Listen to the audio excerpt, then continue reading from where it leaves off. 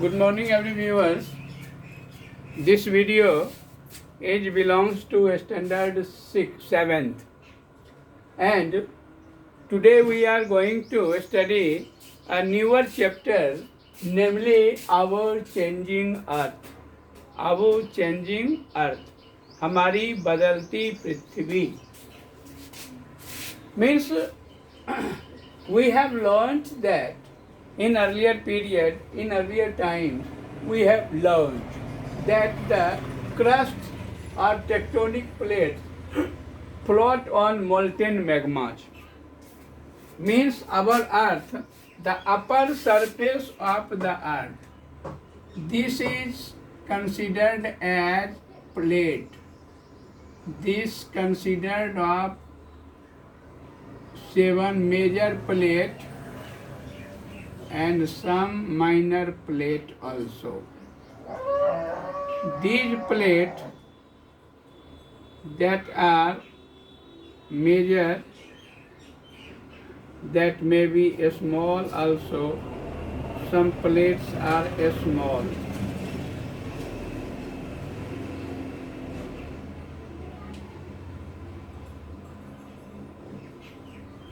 Okay, so these are different plates.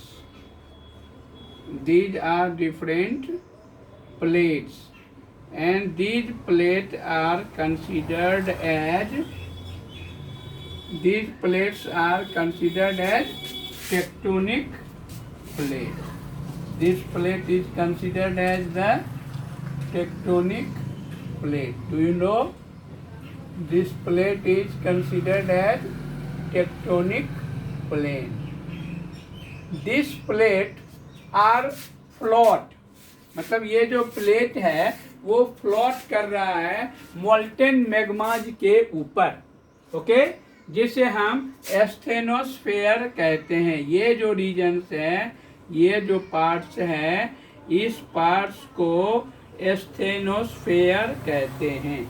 तो इसी asthenosphere पर ये जो प्लेट अभी जो हमने देखा, ये प्लेट इसी एस्थेनोस्फेयर पर क्या कर रहे हैं? फ्लोट हो रहे हैं, तैर रहे हैं.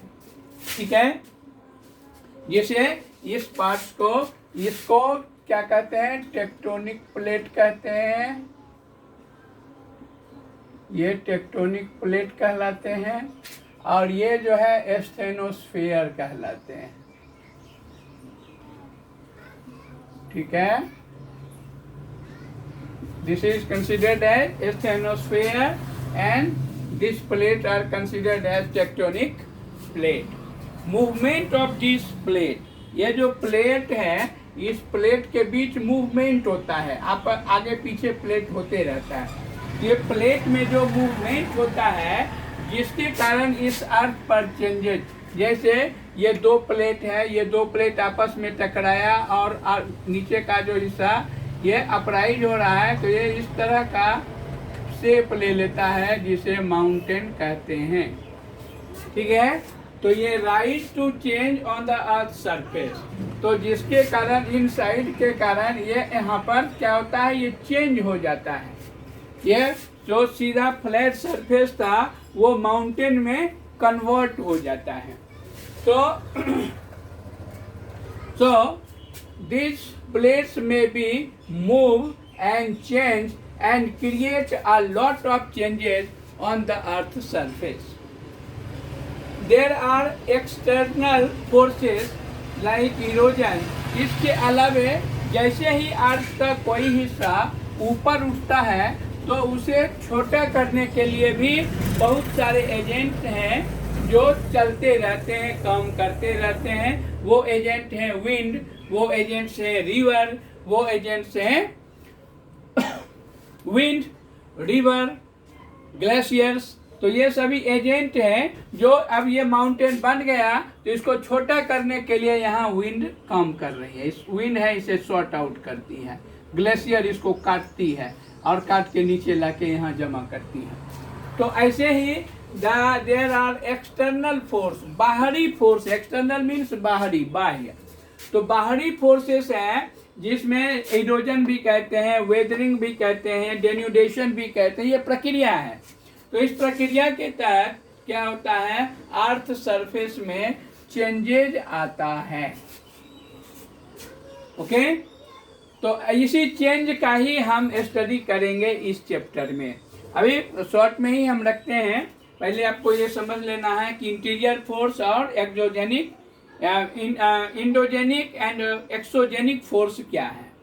तो forces which affect the earth surface from its interior are called endogenic force. अब सपोज ये अर्थ के इंटीरियर डेप्थ में क्या है, मैग्मा है नहीं, और ये जो है क्रस्ट है, ये मेंटल है, ये क्रस्ट है, ये कोर है। तो मैग्मा के ऊपर अब यहाँ से मैग्मा निकला, ये बाहर आकर के जम गया, लेकिन ये बाहर नहीं आया, अंदर अंदर ही यह जम के ठोस हो गया। तो ये किस फोर्स के कारण हुआ, तो अर्थ के इंटीरियर फोर्स के कारण हुआ। तो इसलिए इस फोर्स को हम इंडोजेनिक फोर्स कहेंगे, इंडोजेनिक फोर्स। ठीक है, इसे क्या कहेंगे, इंडोजेनिक फोर्स। अब यहां से कोई ये हुआ, ठीक है, तो ये इंडोजेनिक फोर्स हुआ। And the forces which affect the earth surface from outside are called exogenic. जैसे विंड है, ये बाहर से सपोज ये दो प्लेट आपस में टकराया और ये माउंटेन बन गया। अब क्या है कि विंड आउटर का फोर्सेस अब इसको छोटा करता है। ये विंड को यहाँ से उड़ा करके, पहले तो ये गर्मी ज्यादा पड़ती है, ठंडी ज्यादा पड़ती है, तो ये क्या होता है, फैलता है और सिकुड़ता है। फैलने और सिकुड़ने में इसका स्ट्रक्चर कमजोर होता है। अब यहाँ से विंड इसको उड़ा करके छोटा कर दिया, जो इतना बड़ा था अब ये इतना बड़ा हो गया, ऊपर से कट गया। तो ये जो इरोजन के सोर्सेस के द्वारा जो छाट छाट किए गए, जिसमें विंड है, जिसमें क्या है, विंड, ग्लेशियर, रिवर, नहीं, तो ये सभी क्या हैं, जो छोटा करते हैं। तो इसको, ऐसे फोर्स को क्या कहते हैं, exogenic force, exogenic force. Okay, तो आज के लिए बस इतना ही हम पढ़ेंगे, ये एक्सोजेनिक फोर्स और इंडोजेनिक फोर्स क्या है। ठीक है, अगले क्लासेस में इसका क्या इम्पैक्ट होगा इसको हम डिटेल में समझेंगे। ठीक है, थैंक यू वेरी मच। कितना देर